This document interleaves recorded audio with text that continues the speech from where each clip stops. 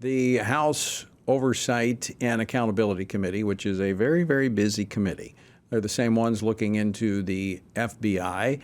And in fact, we'll be voting later this week to hold the director of the FBI in contempt of Congress. Well, today they had a hearing into ESG and how it is affecting business and investments. That means you. If you've got retirement funds or other monies invested, is ESG beneficial to the investor? Well, join me now to talk about this and much more. Congresswoman Lisa McClain, she serves on several committees, including the House Oversight and Accountability Committee, the House Armed Services Committee. She represents the 9th Congressional District of Michigan. Congresswoman McClain, welcome back to the program. Good to see you. Hey, good to see you.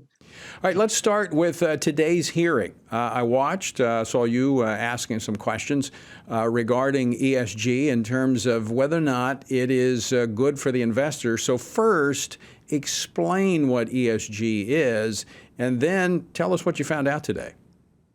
Well, therein lies the problem, is no one can give you a specific, absolute definition of what ESG is. It's more of an idea.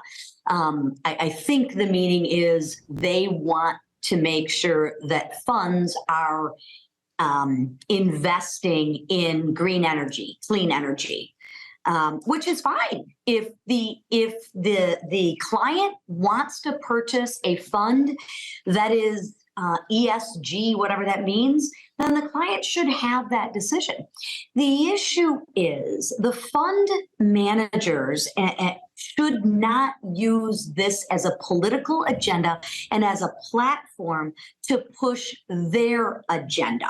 The goal of the fund manager is actually to return on investment. And the issue that we have is this is all being done under the table, in the cloak of darkness, and it's not transparent, and they're not being honest. And therein lies the problem.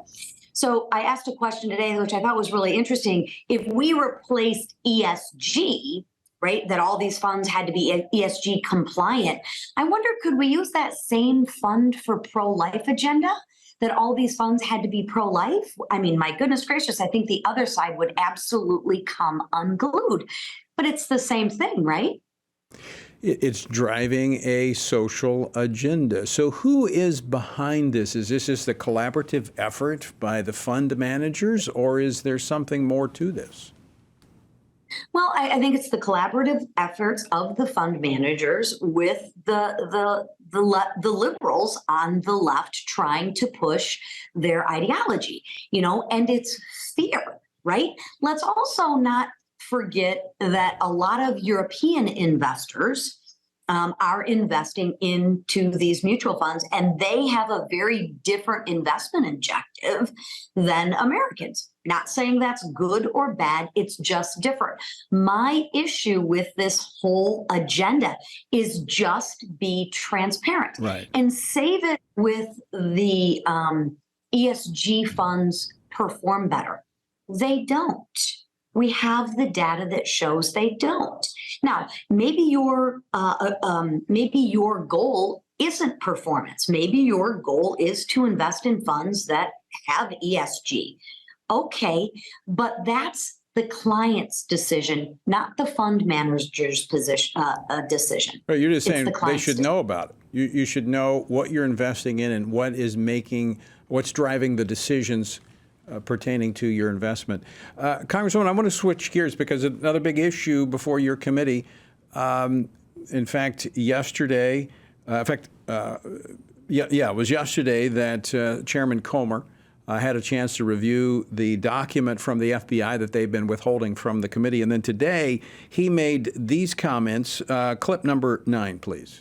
This document is important. I've already proven that we are able to find these shell companies and these bank accounts that the president's son and brother were using. Now we have evidence of a similar scheme involving the president himself, and we need this evidence.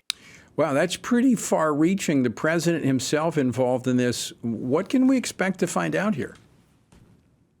Well, first of all, we need to see the document. And the entire committee needs to see the document. One, it's unclassified. Two, they've sat on it for 3 years. And when they brought it into committee, all they would let is the ranking member and Chairman Comer look at the document, and it was heavily redacted. And again, I would ask, what are you hiding? What is there to hide? I mean, if it was while the president was vice president, he received a $5 million contribution, donation, I don't know, from a foreign national, from a foreign individual. We need to know what that was for. The American people deserve to know it. So if you have nothing to hide, it's an unclassified document. Why not let everyone see it? So what we will do is we'll give them the opportunity to let the entire committee see the document. If they don't, then we'll hold them in contempt of Congress. Unfortunately, that's just something that we're going to have to do if they won't comply. Yeah. I mean, look, Congress has oversight. You also control the purse strings. So I'm hopeful that if they're not responding, then, maybe they just don't need their allowance. Maybe they don't need the money. Congresswoman, always great to see you. Thanks so much for joining us, Lisa. All right. Have a great night. You too.